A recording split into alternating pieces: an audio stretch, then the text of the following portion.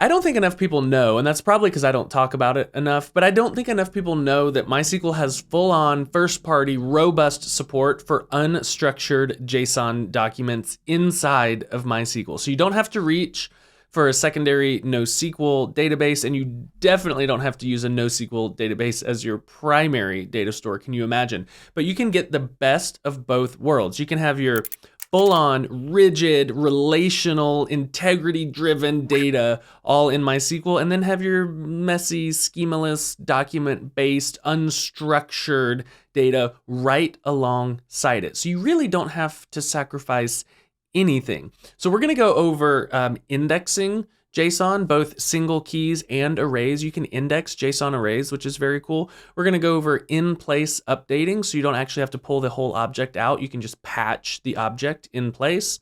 We'll look at different ways to extract data out of that JSON document or that JSON column.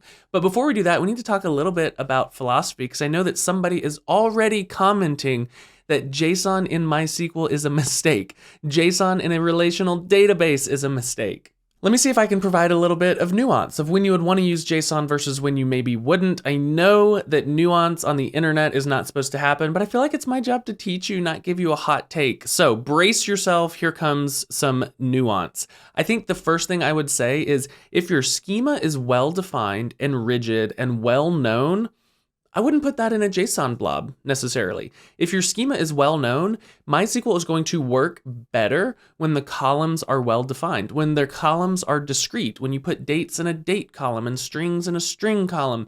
MySQL is going to be able to work better all the way from the storage on disk through the querying up to the indexing. Everything is going to work better with compact, discrete columns. So if you know that your structure is well defined, make top level columns out of that. There are times when your structure is not super well defined. So there are times when maybe the structure of this blob or this set of data that you're thinking, should it be JSON, should it be a column?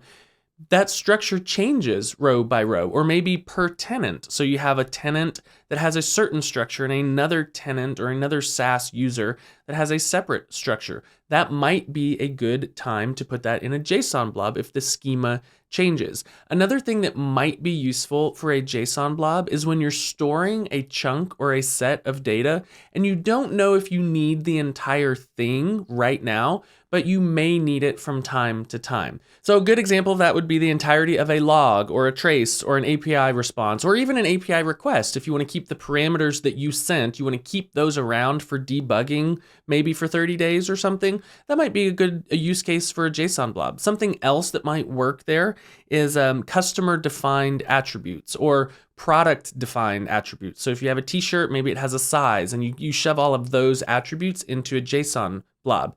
Another thing would be configuration or maybe like feature flags. So if you've got a whole bunch of feature flags per user, instead of having 30 or 40 Boolean columns that say is dark mode enabled, that sort of thing, you can wrap all those up into a JSON blob and just put those in a single column. So there are lots of really good use cases when you really do have unstructured data that you want to store alongside of your regular traditional MySQL data. So there are a lot of good use cases. I will say that if you store a huge amount of data in there, you can start to run into some problems if you're always selecting a giant blob of data and bringing it back. I think at Planet Scale, our JSON columns support up to, I think, 67 megs of data. Don't do that. Don't put that much data in there. If you do end up with these massive blobs, there are some strategies to make sure that you're not selecting them and not bringing them back when you don't need to bring those over the wire or even get them off of the disk. And we'll look at that. But before we do, let's stop talking and let's actually play with some JSON. All right, we got a lot to cover. Let's start by creating a table here. We're just gonna put an ID so we can tell them apart, and then we'll have a column called JSON that is JSON. And let's do the same with text, because there's something I wanna show you here about the JSON column versus just a text column. So if we run that, we can insert into example, and I'm just gonna start by just inserting into the JSON column, and I'm gonna insert, what do you wanna insert? Let's insert an object that is foo, key of foo, value of bar. We run that, and let's insert that into the text field as well. So Now, if we select star from example, we see that, all right, well, we've got 2 columns here. We've got 2 columns, 2 rows. They both have foo bar in there. So what's the point of the JSON column versus the text column? Because we'll talk about selecting out of, we'll talk about selecting key parts out, but I do want to show you that if you select JSON arrow arrow, and then we do this little $ thing, which we'll talk about, if we run that, you see that we're pulling the foo key out of the JSON blob, and that also works on the text column. So no matter if you're using JSON or text, you can actually use these JSON functions on the values stored there. So what's the benefit? What's the benefit of a JSON column versus a text column? There are a few benefits. So if we, for example, let's say that we do something wrong. So we don't quote the bar. So instead of inserting a string there, it's some kind of constant that should be, or variable that should be defined somewhere. And we run that, it's gonna work just fine on the text column. So now if we read that back, it says, ooh, it's not really JSON. It's not really JSON anymore. So let's say select star from example. You can see it went ahead and it inserted it because this is just a text column. It went ahead and it inserted it, but now you're in this really bad spot where you have not JSON in your JSON column. So one of the differences is if you try to do that in an actual JSON column, you get stopped at the insertion point rather than reading it back. So this bad JSON is not going to make it into your database. Instead, it's going to say, hey, you told me this was a JSON column. This is invalid JSON. So there's some level of data validation that goes in up front when it's a JSON column. Another benefit is kind of hard for me to demonstrate, but I can explain it to you. If you store JSON in a text column, it just sits there on disk as text. And anytime you want to do anything, the text has to be reparsed into a real JSON representation and then operated on. With a JSON column, it's actually stored in a binary format, and it has a little bit of overhead. MySQL will keep a little bit of information around as it relates to the structure of the object. But what that means is it doesn't have to be reparsed from text every time you want to deal with the JSON object. It is already a JSON object. So while you can store JSON in a JSON column or a text column, absolutely please use the JSON data type. All right, let's keep going. I think most of the time the JSON is going to be coming from your application, but there are some ways you can create JSON in MySQL. And so what we did is we just typed it in. We just typed it in foo bar, and that worked. That worked just fine. There's another way that you can do that. You can say JSON object. And what this does is this accepts key 1, value 1, key 2, value 2, so on and so forth. So what we could do here is we could put a column name. So if you're trying to create a JSON object out of some existing data, you could put column 1 as the name and column 2 as like the value, but we'll just keep our foo bar going, and we'll just say that the first key is foo and the first value is bar, and that will create that JSON object for us. And so if we do Baz and Buzz, you'll see that it just keeps going and it just keeps creating that object for us. This can be a nice way to create a JSON object without doing a bunch of weird string concatenation. It also works with, we can just leave those and say JSON array. So if we do a JSON array, then it turns each successive argument into a part of the array. So these are nice ways. These are nice ways to create objects here. We can actually, if we do 1, 2, 3, we can say that the JSON object should be, we'll just put a string of key, and then we can just pass in this array here, and we'll pretty that up just a little bit. And now you can see we're using these two in conjunction to create a more rich object. There's another thing that you can do that's kind of cool. If you have a table that looks like this, select star from EAV. If you have a table that looks like this is the entity attribute value pattern that I said early on in this video that you could just use as a JSON blob instead of doing it like this. But there are times where this exists in your database. This exists in your database and you want to get a JSON object out of this. So instead of doing some sort of complicated creating of this yourself, you can actually just use a function for this. So what we have here is we have an entity, some other entity, let's call it a product or a piece of clothing or whatever, an item. The entity of 1 has an attribute of size large, that's this first one, and color red, that's the second one, and the entity of 2, so the second product, is a medium blue. And so what we want to do is we want to turn this into a JSON object. And we can do that by saying, give me the entity ID, and then I'm going to do JSON object aggregate, I think. And what we're going to say is we're going to say that the attribute should be the key and the value should be the value. And we're going to group by entity ID. And what that does is that's going to group by the entity ID.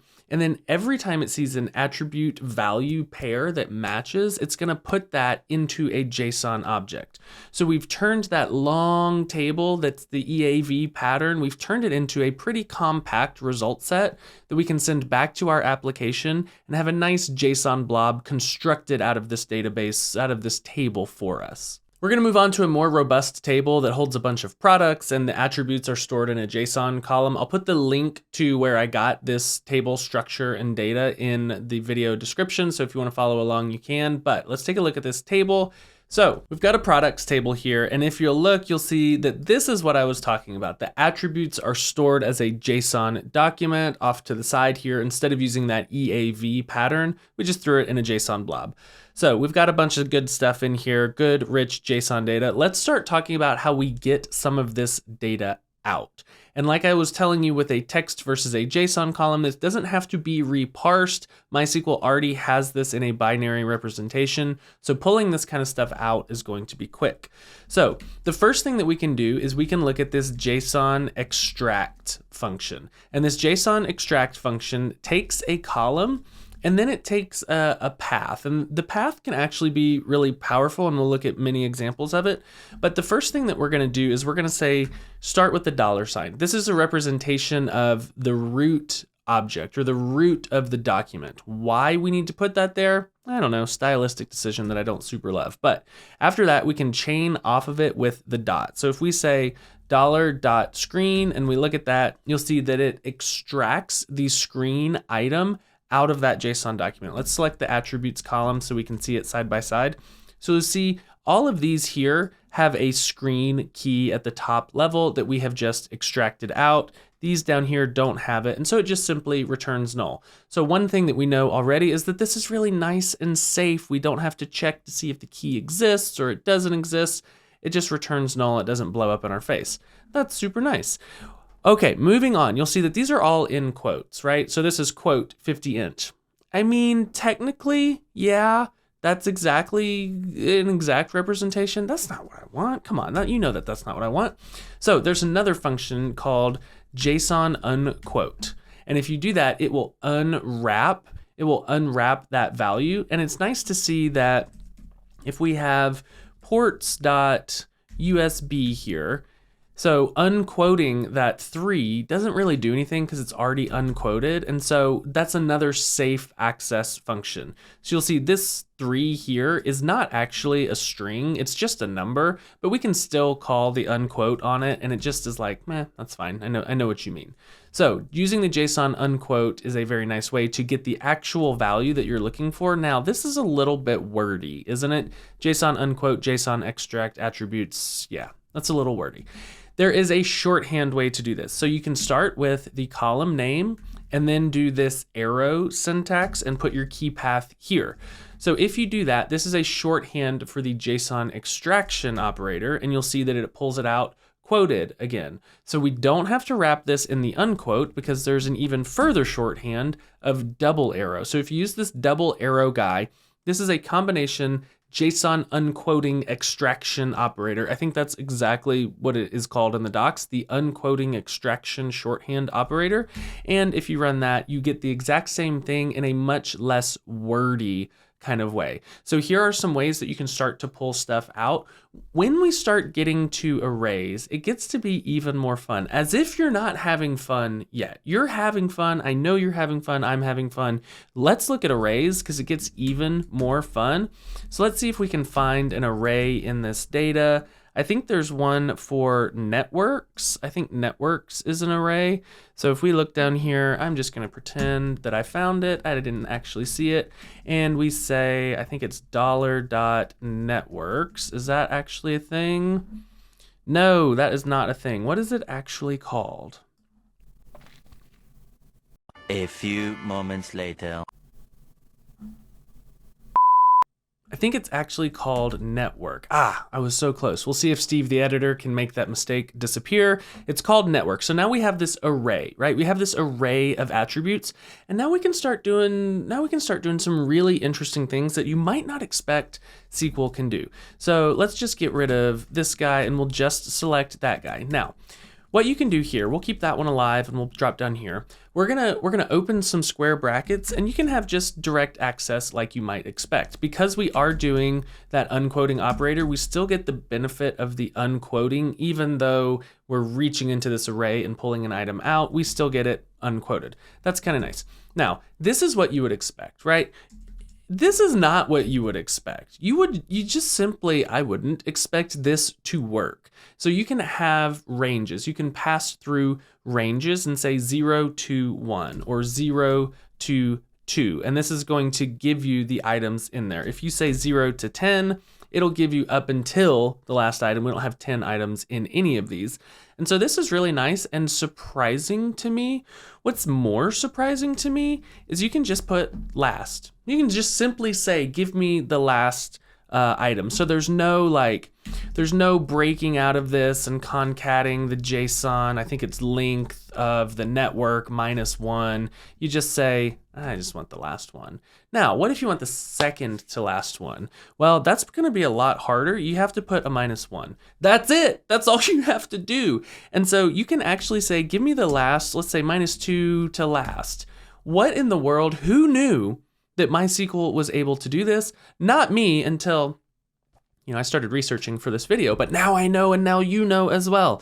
So playing with these array access functions can be really, really interesting, especially when you're needing to work from the end of the array back or take a range out of the array. These can be really, really powerful. Those are good examples for pulling known entities or known quantities out of a JSON blob. Let's talk a little bit more about searching or querying on JSON instead of just like plucking the items that we want out. If we go back to this products table and we just pull the attributes out again, now we're gonna start looking for JSON documents that contain a single path.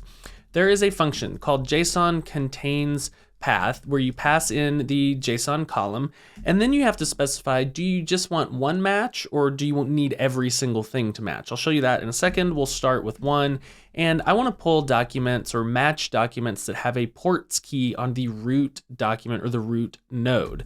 So if we do that, you see over here, you're left with a nice 111,000. Which means you can move that guy down here and say where that, and now you get just your 5, what is that, 5? You get your 5 items back. So the one versus many thing, what we can do is we can just keep going. We can just keep passing through new keys over here, and this will continue to match the same number, but you'll see that I modified this one to say SCRN instead of screen.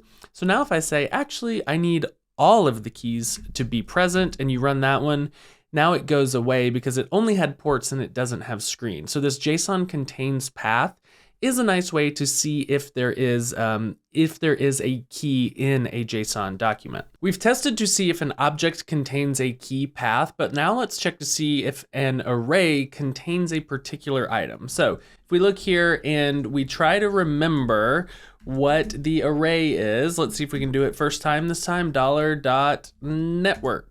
All right, cool. There is our array. And what we want to do is we want to check to see if, let's say, HSPA is in that array. So I'm going to say HSPA, and then I'm going to use member of this array.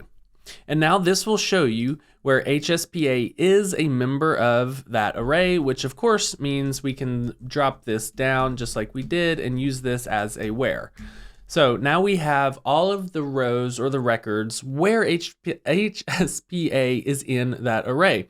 All right, hopefully this is showing you that there are a lot of JSON functions, and we've only barely scratched the surface of how many JSON functions there are, but I do want to move on to indexing JSON documents. There are two types of indexes that you can put on a JSON document. One is just a traditional key, right? So we can index a particular key in the document, and that's just kind of like a normal index. We can do that either through a generated column or a functional index, and I have a full video that goes really into detail on that, but I'll show you a few examples here. The second type of index that you can put on a JSON document is very, very interesting because it's not one that MySQL had prior to 8.0.17, and that's a multi-value index, which is, I think, exclusively for creating indexes on JSON arrays. So traditionally, when you create an index in MySQL, you're putting an index on a column that contains a single value, first name, last name, email, whatever. With one of these multi-value indexes that are very new, you can create an index over an array of items, and then when we do our member of query, it will use that multi-value index. Let me show you how these work. Let's start by explaining this query just to prove we don't have any indexes. It's just doing a full table scan. And this is actually what we're trying to remedy here. So this is our array. Let's just drop that out and we'll say alter table products. And we're just going to add an index called, what do you want to call it? Let's call it networks. And I'm going to open a double set of parentheses. A single set of parentheses is what you would do if you were just putting an index on a column name or multiple columns. But when you are creating a functional index, which means the index on the result of a function, you do a double set of parentheses and then you put your function definition in here. So here is our function definition, which is pulling this array out. We have to do one more thing. When we pull this out, we need to tell MySQL what the data type is. So we're going to cast this as a 255 character. There is no cast as a variable or varying length character. So we just say character 255 and we call it an array, and that should create the index on our table. Now, if we go back and we say select star from products where, what was it? HSPA member of our array, and we run that, we still get the same thing back, but now we are using an index. So this is really interesting to me because this is like the first time that we've ever been able to index this multiple values in a single index entry instead of just first name, last name, email. We're now indexing 6 items, and our comparison is this HSPA in this array of 6 items? And so this is a really, really powerful way to index these multiple values in a way that we've never been able to do before. So here we created a functional index. We created a functional index on a part of a JSON document. Let me show you how we can create a generated column and kind of get the same thing. Let's just look at this entire table again and see what we want our generated column to be. Let's just pull the screen key out to the top level. So the way that we can get that again is we will say attributes, and then we'll use that JSON unquoting operator $.screen, double check. Okay, we are getting that screen pulled out to the top level. And now what we can do is we can say alter table products, add column screen as a, that's probably long enough. And then we'll say generated always as, and we'll put our expression in there. And if we run that and say select star from products, now we have a generated column, a top level column that we can address by name. So if we get rid of that, pretty that up, and then just say ID and screen, you can see now it is a top level column. Now, this is a generated column. We could put an index on top of that just as you would any other column that has ever existed since the dawn of time. We could have created a functional index to do this. Under the hood, functional indexes use generated columns. They just hide it from you. So if you want to create the generated column to have it on the top level to see it on your table, that is fine. If you want to skip that and create a functional index only and you don't want to see this on your table, that is also fine. There is no difference. At this point, this generated column is a virtual column. This is a virtual column, meaning that this is calculated at runtime. So it's basically as if it's a shorthand for writing this for us. It's not actually stored on the disk because it's a generated column that is virtual. There is a type of generated column that is stored on the disk, and that is a stored generated column. What's the difference? Why, when it comes to JSON, would you want to have a virtual column versus a stored generated column? I don't know that there's a lot of reason generally to choose a stored generated column. The difference is when it comes to JSON, I can definitely think of a reason to choose a stored generated column. Let's look at this again. So if we do, let's just back up out of here. And so this is how we created our generated column, right? We called it screen, generated always as, and then you just throw stored. You just throw the word stored on there at the end. We'll call this screen 2, create that. And now if we do select star, let's do select ID and screen 2 from products. Same thing, same exact thing, but here's the difference. Screen 2 has actually been written to the disk. What that means is MySQL does not need to go over to that JSON blob, which could potentially be stored in a different location on disk. That is the trick. If the JSON blob gets big enough, what MySQL is going to do is it's going to say, hey, that's a really big column. It'll do this with blobs, text, JSON, medium text, long text, any of those big blobby columns. What MySQL is going to do is going to say, I'm not going to store that in the actual row anymore. It's too big. What I'm going to do is I'm going to leave a pointer in the row on the disk. I'm going to leave a pointer to a secondary location where that big blob is stored. There's a big blob parking lot, and that's where it puts all of your text columns, your blobs, your JSONs, all those big guys, stores them somewhere else. Now, if you write this generated column to disk, it no longer has to go over there and inspect that JSON blob to calculate that value. So if you are not selecting the JSON blob at all, it never has to touch it. And so this is a very, very good use case for writing the generated column to the disk and leaving that expensive heavy blob alone.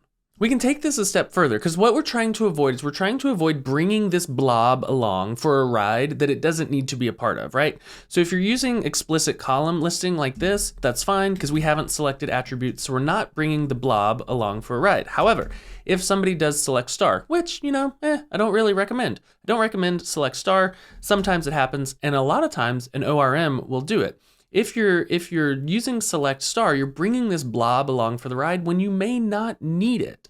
Now, what you can do is you can say alter table products, alter column attributes, set invisible. And if we run that, and then watch this, select star from products, it's not there. It is now invisible. So now you have ensured that even when someone runs select star, they're not going to get that attributes column back. Is that a good idea? I don't know. You'd have to discuss it with your team, but you have ensured that that big blob isn't coming along for the ride unless you explicitly add it in. And so in this situation, this might be a good use case for creating some stored generated columns for keys that you access often. Those keys will be written to the actual table. And so it's as if you have these top level columns that are driven by the JSON data, and the JSON data stays invisible, never to be brought along for a ride that it shouldn't be a part of. And you still get this nice, rich access to the JSON data that is written to disk. So you incur a little bit of overhead in the actual storage, but it's not that bad because now you're leaving this heavy thing off to the side. You can tell that I love JSON in MySQL, right? I think it's so powerful, it's so flexible. There's one more thing I want to show you, and that's updating these documents in place. You don't have to pull the entire object out, muck around with it, and put it back in. You can update it in place, and that's a lot faster. So let me show you how you can do this. We're going to update the USB ports on this first item from 3 to 4. And what you could do is you could say update products set attributes equal to, and then just construct an entirely new object where you've pulled the old object, you've changed some stuff, and now you're just going to throw the entirely new object back in where ID equals 1. I don't want to do it that way because I just want to target that one key and change the value there. So what we can do is we can say JSON set attributes, and then we do the whole key path dance again, right? So we say $ports.usb, and we want to set that value to 4. Now, what this is going to do is this is going to update it in place without having to change the entire object. And this is an optimizer enhancement that started maybe in 8.0.7 or something like that. So if we run this guy, and then let's just get rid of it and select star from products, we'll see, we made it invisible, didn't we? Select star and attributes from products, we'll see that the ports have been updated to 4. There are 3 functions that operate in place: JSON set, JSON insert, and JSON replace. That's listed in the docs, but I did want to tell you here, the other ones do not operate in place, and that's not the end of the world. But if you can get away with using the JSON set function, that is going to operate in place, and that is going to be a little bit faster. JSON, amazing, powerful, we love it. Use it when it's useful, don't use it when it's not useful. I read every single comment, but I don't want to read any comments about JSON never being useful. If y'all want to battle in the comments, that's totally fine. I might recuse myself from that battle. I would love to hear where you have used JSON in your schemas, where it has been valuable and powerful for you, and other things that you think I may have missed as it relates to JSON. Please leave a comment. If you liked this, you can visit us at planetscale.com/YouTube. I teach an 8-hour course on just MySQL. It's totally free. I would love to see you over there. Until the next time, see ya.